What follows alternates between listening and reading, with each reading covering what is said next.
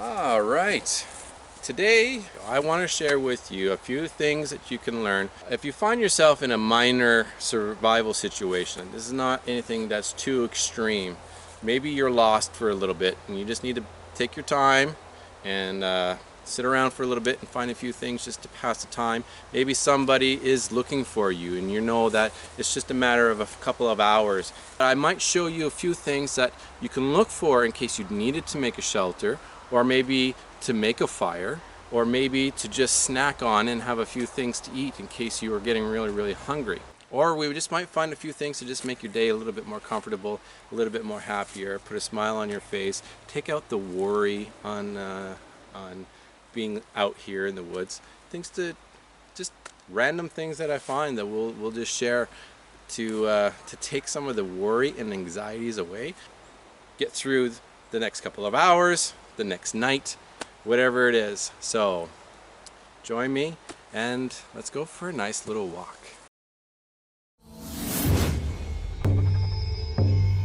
Your Inner Being channel.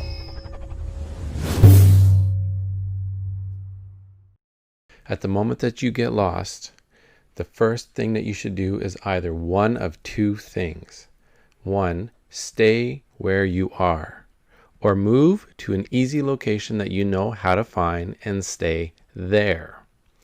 Or two, go to the place you have agreed to go to. As a group, agree to a place to meet in case you get separated, and stay there. While lost, scream out loud every few minutes. Shout out the names of the people who you are with.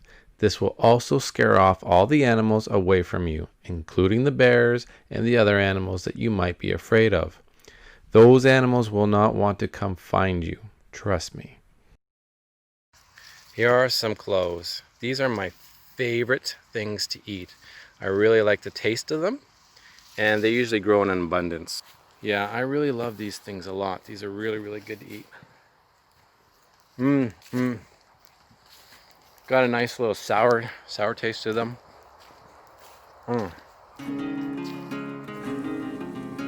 Horsetail. This is your average dandelion. Yeah, it's kind of flimsy, but it's still here. The only thing missing is that nice little flower, that yellow flower that usually everyone can recognize as a dandelion. So dandelion leaves are quite bitter. If you're hungry, and it's definitely something you can trust. Eat without a doubt. If you see a dandelion, you can eat the whole thing, including the flower. But here are some great things again to wipe yourself in case you needed to go to the bathroom. Honestly, I know it's a bit of a funny thing to say, but when you gotta go, that's something that's really gonna make your day. For this video here, we're just looking for some comforts just to get by the next couple of hours or day in a minor survival situation. It's getting to be fall where I'm at, which makes me sad because it means the summer's over. Here we have goldenrod. And goldenrod is very common. I'm sure you may have seen it before. And yes, you can eat this. Oh, look, and there's a bee.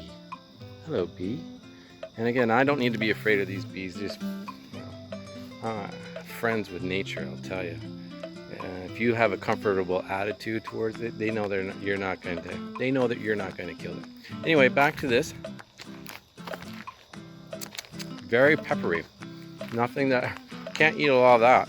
So here we have a bunch of stuff. I don't know what everything is called, but I just know that you can eat these. So everything that you're looking at is something that's edible. Again, this is your dandelion. I don't know what that is, but that looks like it's going to sting me. So I'm going to stay away from that. So if you needed to start yourself a fire, this is the most recognizable fire starter in the woods. So you got your birch bark here, and this is a lot here. We got a lot to take from. This stuff here is nice and dry and it's very easy ignitable. So if you had something to ignite with, matches, a lighter. But when I look over to the left, I see all these downed birch trees. These small little twigs that have no vegetation on them, these are the kind of twigs that you're going to want to start your fire if you needed to. So easily pick them off. And that nice beautiful snap means that this is going to burn very well. This whole area is nice and flat. You can actually make a shelter here. There is all kinds of stuff right in this one spot to make a shelter. All these wood pieces are big and strong enough to do something with. Beautiful thing. This is a great news if you find water, a source of water, because that is life. You need to look at the basic situation when it comes to surviving. You need about 3 hours to find yourself some shelter. That's the first thing you want to do. Build yourself something comfortable to last the night, because you want to make sure that you got everything before the sun goes down. But if you're in a situation like this where civilization is just beyond, or you know that someone's coming to look for you, and again, you're just here to just stay put. You actually don't need water for 3 days. So it's 3 hours for shelter, 3 days for water, and 3 weeks for food. So you really don't even need to be concerned about food for at least 3 weeks of your experience. So if this is more of a mild emergency situation where you're surviving out here, you don't need to even look for food. You may have to deal with the discomfort of being hungry, but honestly, you're fine. You'll be okay. So we're gonna go down there. You even just sit there and think about what we're going to do about our situation and how to improve that, and just let our thoughts guide us while we're sitting in a river like that. Maybe it's going to speak to you. Maybe it's going to give you some clues of what you should do next. So let's check it out. This nice beautiful river. You can find all kinds of cool stuff along here, and I'll tell you right now, there's some really wicked spots to do some meditation on. There is blue-green algae. This is not stuff you want. So already I know for sure that this is water that I'm going to want to boil. The other good thing about this river is that it's got all this moss.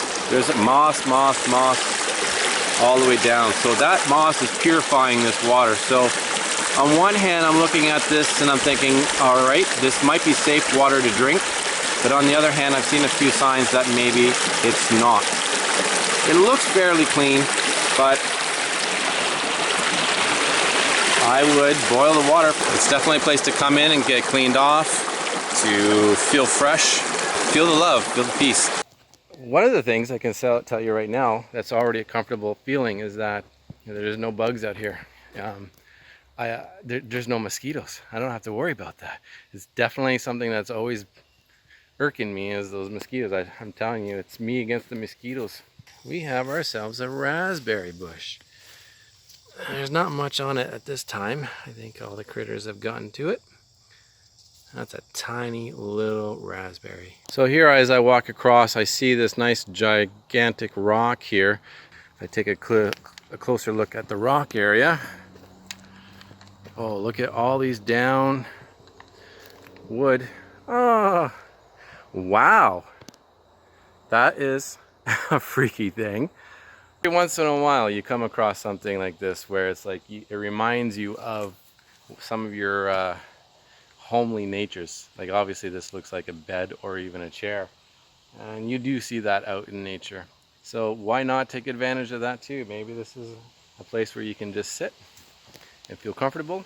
Just comforts, just to get you by, and a nice little chair is a nice comfort. And check out all these crystals here, embedded in the rock.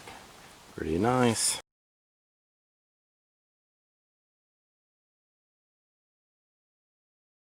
Mushrooms. Mushrooms definitely is a hot topic. So mushrooms are one of those things where it's so difficult to identify which ones are safe and which ones aren't. There's even people who specialize in mushrooms, and at times they don't even trust it either. So I'd definitely stay away from any mushroom while you're out here. Just leave them. Don't even touch them. I don't know what this is. and I don't know whether it's safe or not. So it's not on the list of the things that I want to talk about, except for I want to let you know that it's so low to the ground. We have to watch out what nature does. What are the other animals doing? If the other animals are not eating this, which they could, it's very easy for any squirrel or chipmunk to get at, or a mouse can get at, and if they're not eating it, neither should you. There you go. Here's the stinging nettle. It's hanging out here. You do not want to go and rub yourself next to a stinging nettle. It's actually quite painful, very uncomfortable. It's going to last hours of pain. But you can eat it, but you have to process it. But for now, just stay away from it. So the idea of this video is to just to bring some light into a situation that can be very, very scary for anyone who's ever gotten lost. And it's the same for even a parent or somebody who has lost somebody else. It is very important for a parent, if you find your child, that moment is not the time to get angry with them, or even ever get angry with them at all. You understand that mistakes happen, and that we are thankful for the fact that we found them and that everyone is okay, we hope.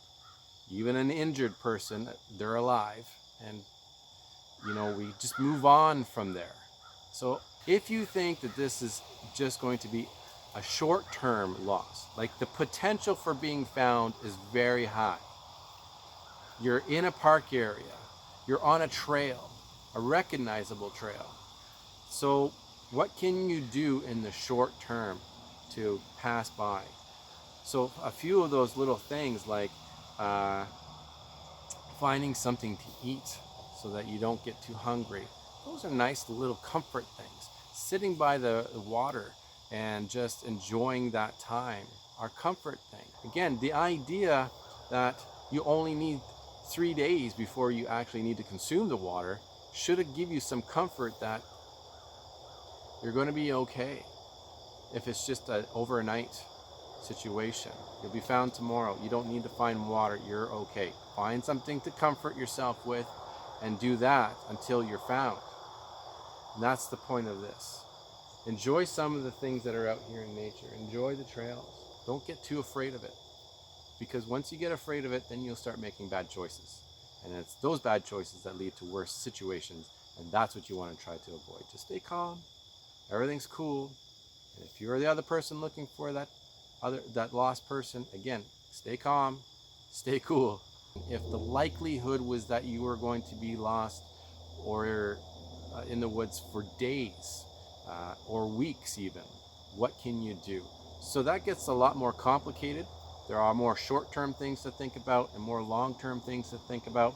But this video here was just to loosen up and get the idea that, we don't have to panic, we don't have to worry too much. And what can we do during that time while we're lost, while we're waiting for somebody who's coming to find us, in the probability that they will find us within a couple of hours or even a day or a couple of days. So with that, stay safe, stay tuned, and until next time, take care, and I wish you well.